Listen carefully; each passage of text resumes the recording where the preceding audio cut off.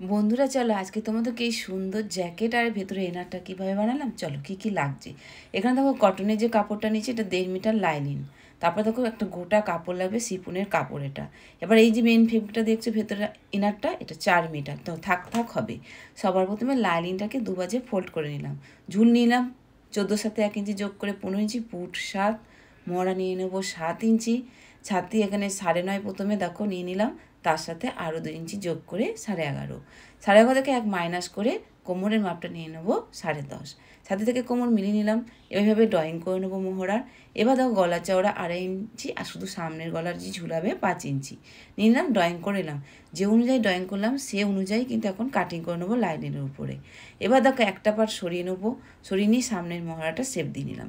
হয়ে গেল লাইনের উপর কাট করা। এবার চলো কাপড়টা 4 ভাজে ভাজ করে নিয়ে একটা লাইনিংয়ের উপর পাটটা বসিয়ে নিলাম। বসিয়ে নিয়ে যেভাবে বসাচ্ছে সেভাবেই কাটিং করবো। দেখো এদিকে সাইডটা কাটার পর একটু সরে যাচ্ছে বলে আমি কিন্তু কাপড়টা এইভাবে একটু ফোল্ড করে ভাঁজ করে নিয়ে তারপর কিন্তু কাটলাম, তাতে ছোটো বড়ো কিন্তু আর হবে না। হয়ে গেল কাপড়ের উপর কাটিং করা দেখো উপরের বডিটা। এবার চলো আমরা কাপড়টা ভালো করে ফিনিশিং করে কেটে নিয়ে আবার 4 ভাজে ফোল্ড করলাম। এবার লম্বালম্বি করে ফোল্ড করে নিয়ে গ্লাস হাতার মাপ আছে সেই গ্লাস হাতাটা কাট করে নিলাম। এবার যে কাপড়টা পরে থাকবে সবার প্রথমে 4 ভাঁজ, তারপর দেখো ঘুরিয়ে নিয়ে আমবেলা ড্রয়িংয়ে যখন করবো তখন 8 ভাঁজ। এবার টোটাল ঝুল হচ্ছে 50 ইঞ্চি ঝুল।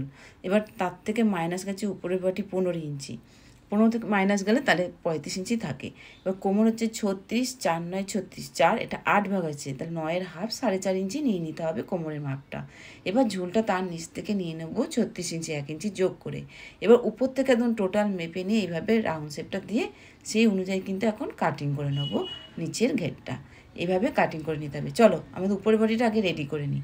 উপর বডিটা দেখো যেরকম ব্লাউজ হয় সেরকম রেডি করে নিয়েছি, শুধু সামনেটা একদম খোলা যেহেতু এটা জ্যাকেট হবে।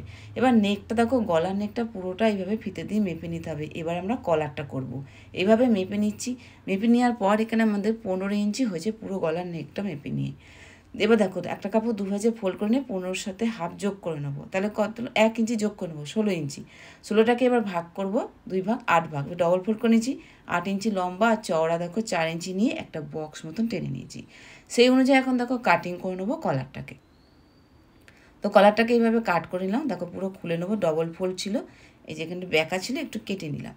হয়ে গেছে। এবার চলো কাপড়টাকে 2 ভাজে ফোল্ড করব। করার পর এই যে লাইনিংটা কাটিং করলাম সেই অনুযায়ী বসিয়ে নিচ্ছি, আর নিচের দিকে আমার দিকে দেখো একটু বাড়তি রেখেছি 1/2 ইঞ্চি করে, সেই অনুযায়ী কাপড়টা কেটে নিতে হবে। এবার চলো আমরা এর মধ্যে পেস্টিং পেপার দিতে হবে কলারটার মধ্যে। পেস্টিং পেপারটা লাইনিংয়ের মাপ বরাবর কাট করে নেবো, তারপর আয়রন দিয়ে ভালো করে বসিয়ে নেবো, পেস্ট করে নিয়েছি।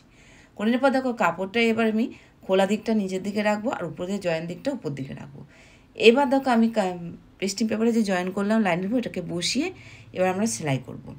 এই মাথা থেকে শুরু করব সেলাই করাটা, এখান থেকে নিয়ে মুখের কাজটা কিন্তু একটু একটু ফাঁকা রাখতে হবে, এমনভাবে সেলাইটা করব। হয়ে গেল সেলাই করে দেখো পাল্টি করে নিয়েছি কলারটা।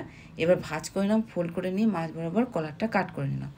এবার দেখো গলার নেকটাও এইভাবে 2 ভাঁজে ফোল্ড করে নিয়ে মাঝখানে কাট করে নিতে হবে। করে নেওয়ার পর যে কাট করলাম সেই কাটের সাথে জয়েন করে নিয়ে এই দিক থেকে নিয়ে এইভাবে ঘুরিয়ে মিলিয়ে সেলাই করে নিতে হবে। ফাইনালি দেখো উপরের বডিটা হয়ে গেছে জ্যাকেটের উপর বডিটা। এবার চলো ঘেরটা লাগাবো।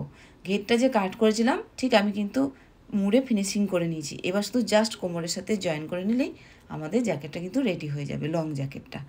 এবার আমাদের করতে হবে ভেতরে যে ইনারটা কীভাবে বানালাম।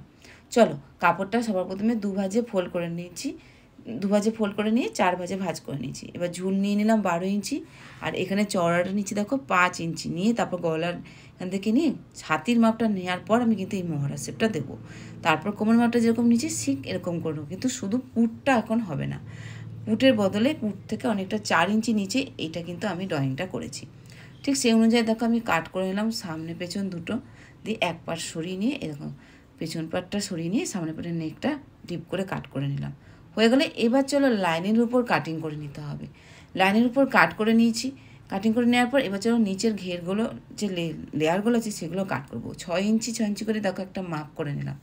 সেই অনুযায়ী 3টে আমি লেয়ারের লাইন ড্র করে নেবো। এবার ঠিক একই নিয়মে সেই অনুযায়ী কিন্তু কাট করে নেবো।